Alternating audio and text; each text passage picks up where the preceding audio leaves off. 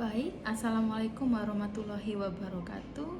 Berjumpa lagi dengan saya, Sela Faradila Pristianto, yang pada pertemuan kali ini saya akan menambahkan mengenai materi di mata kuliah psikologi klinis. Nah, bahasan kita pada video kali ini adalah berkaitan dengan perspektif dasar yang ada pada psikologi klinis. Nah, perlu teman-teman ingat kembali sebenarnya dalam perspektif ini nanti itu akan sama dengan perspektif yang kita pelajari di bidang psikologi secara umum ya, yaitu 4 perspektif dasar itu adalah yang pertama ada perspektif psikodinamika, kemudian yang kedua ada perspektif behaviorisme, kemudian yang ketiga ada perspektif kognitif, kemudian yang terakhir ada perspektif humanistik. Nah, 4 perspektif dasar ini tidak boleh teman-teman lupakan ya, harus dipegang karena ini menjadi dasar kita untuk belajar mengenai bagaimana perilaku manusia itu berproses yang akan kita jelaskan dari masing-masing perspektif itu sendiri. Sehingga ketika kita belajar 4 perspektif ini untuk di bidang psikologi klinis, tentunya kita akan belajar bagaimana perilaku manusia itu kita jelaskan menggunakan salah satu perspektif tertentu, baik itu mulai dari psikodinamika, kemudian sampai behaviorisme, kognitif, atau bahkan humanistik. Dari masing-masing perspektif ini menjelaskan proses mengenai terjadinya perilaku manusia itu akan berbeda-beda. Nah, ketika kita sudah tahu bagaimana kesimpulan dari perilaku individu itu, kemudian kita simpulkan mengenai gangguan ya, kita bahas dalam pertemuan pertama ada gangguan ataupun disabilitas ataupun distres psikologi. Nah, itu kemudian mengarahkan kita pada tindakan ataupun terapi apa yang akan kita berikan kepada klien kita. Nah, tentunya setiap perspektif ini akan memiliki terapi yang berbeda-beda dengan perspektif yang lainnya. Nah, sehingga ketika kita tadi memproses bagaimana terjadinya perilaku manusia ya, mudahnya kita mendefinisikan sebagai dinamikanya. Ketika kita mendinamikakan terjadinya perilaku manusia itu berdasarkan satu perspektif tertentu, misalnya dengan psikodinamika, maka mudahnya kita akan menerapinya dengan terapi yang ada pada perspektif psikodinamika pula. Nah, ada banyak sekali terapinya. Sekarang kita masuk ya di masing-masing perspektif. Untuk memudahkan dalam pembelajaran mengenai setiap perspektif ini, saya memberikan contoh kasus juga kepada teman-teman. Nah, silahkan nanti dipahami dengan seksama, dengan baik. Kemudian kita masuk pada penjelasan perspektifnya. Yang pertama adalah perspektif mengenai psikodinamika. Nah, sebenarnya dalam perspektif psikodinamika ini menekankan mengenai pentingnya pengaruh-pengaruh yang tidak disadari atau yang ada di bawah sadar mengenai terjadinya perilaku manusia. Nah, itu dasar di psikodinamika ya. Sehingga dengan begitu ketika nanti kita melakukan asesmen dan kemudian setelah asesmen kan kemudian kita dapat data ya, dari data tersebut akan kita olah apa yang sebenarnya terjadi pada manusia yang ditunjukkan dari perilakunya. Nah, dengan begitu ketika terjadi gangguan nih pada individu, pada user kita tadi, maka kita melakukan terapi dengan tujuannya adalah tujuan psikodinamika secara umum. Apa sih sebenarnya tujuan terapi psikodinamika ini? Tujuannya adalah untuk meningkatkan individu atau klien kita ya, agar dapat lebih mengontrol kesadarannya dalam berperilaku. Karena tadi kan dasarnya individu berperilaku karena dipengaruhi oleh kondisi yang tidak disadari.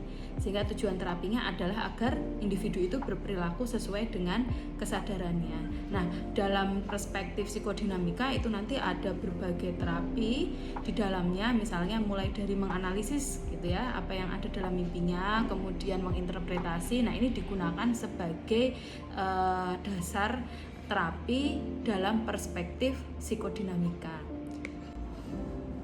Terapi pada perspektif psikodinamika ini pada dasarnya adalah menggunakan analisis dan interpretasi mimpi yang ada pada klien kita. Nah, contoh terapi yang lainnya yang ada pada paradigma psikodinamika atau perspektif psikodinamika ini ada terapi klasik yang dikenalkan oleh Sigmund Freud, dikenal dengan psikoanalisis klasik. Kemudian yang kedua adalah terapi analisis yang dikenalkan oleh Carl Gustav Jung.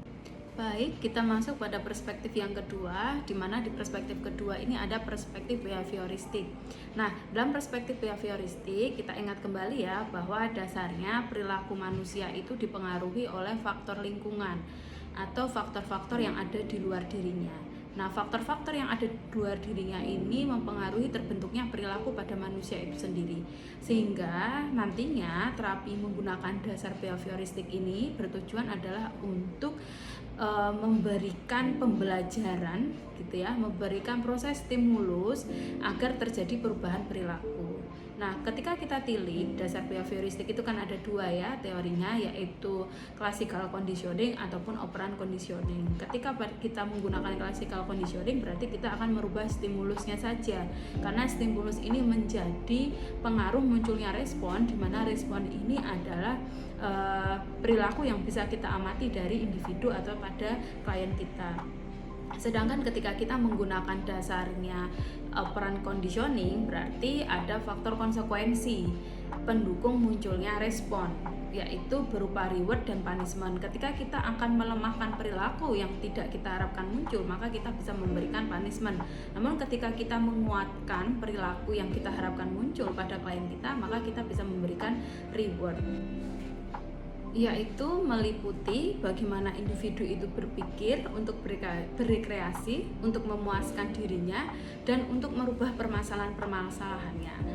Dalam pendekatan kognitif behavior ini, maka terapis akan mengukur dan mengasesmen begitu ya, mengukur atau mengasesmen klien, kemudian ikut terlibat dalam proses intervensinya, kemudian membantu klien agar dapat mengubah pola pikirnya yang menjadi sumber pada permasalahannya. Kemudian dengan mengubah pola pikirnya ini, maka perilakunya pun ikut berubah. Nah, ketika kita menggunakan reward sebagai konsekuensi dari perilakunya berubah, maka kita sedang menggunakan dasarnya behavior juga, bahwa ketika perilaku itu terjadi perubahan kita berikan reward, sedangkan ketika tidak terjadi perubahan bisa kita berikan punishment sebagai konsekuensi dari munculnya perilaku yang kita harapkan. Nah, pada kognitif behavior terapi ini ada banyak sekali ya terapi yang di dalamnya. Yang pertama adalah behavior terapi. Nah, ini dikemukakan oleh Pavlov, Skinner. Kemudian yang kedua ada rational emotive behavior terapi. Di sini dikemukakan oleh Albert Ellis. Kemudian yang ketiga kognitif terapi dikemukakan oleh Aaron Beck. Kemudian yang keempat multimodal terapi, ini oleh Alfred Lazarus. Kemudian selanjutnya ada kognitif humanistik terapi. Nah, ini sudah menggabungkan antara kognitif dengan perspektif yang selanjutnya yang akan kita jelaskan. Nah, pada perspektif yang terakhir ada perspektif humanistik. Nah, pada paradigma atau perspektif ini, pendekatan yang didasarkan adalah pada konsep-konsep humanisme ya. Teman-teman bisa mengingat kembali bahwa pada dasarnya sistem nilai-nilai dan keyakinan yang menekankan kualitas manusia yang lebih baik dan kemampuan untuk mengembangkan potensi dirinya, sehingga ada prinsip kebebasan sesuai dengan kehendak pada individu itu masing-masing. Ketika kita menggunakan terapi dengan dasarnya humanistik ini, maka kita sedang meningkatkan kemampuan klien untuk merasakan perasaan-perasaannya, kemudian pemikirannya dan juga perilakunya agar seimbang dan untuk mengaktualisasikan dirinya sebagai individu secara utuh, sebagai individu yang berfungsi sepenuhnya. Nah, oleh sebab itu pada pendekatan humanistik ini menekankan pada kemampuan individu untuk memilih bagaimana keberadaan dirinya sehingga dapat dikembangkan. Nah, pada terapi yang menggunakan dasarnya humanistik ini bisa kita ketahui yang pertama adalah yang dikemukakan oleh Carl Rogers, ada person center terapi, kemudian gestalt terapi. Nah, ini dikemukakan oleh Fritz Perls. Kemudian yang ketiga ada transaksional analisis. Nah, ini pertama kali dikemukakan oleh Eric Bernard. Kemudian yang keempat ada reality terapi oleh William Glasser.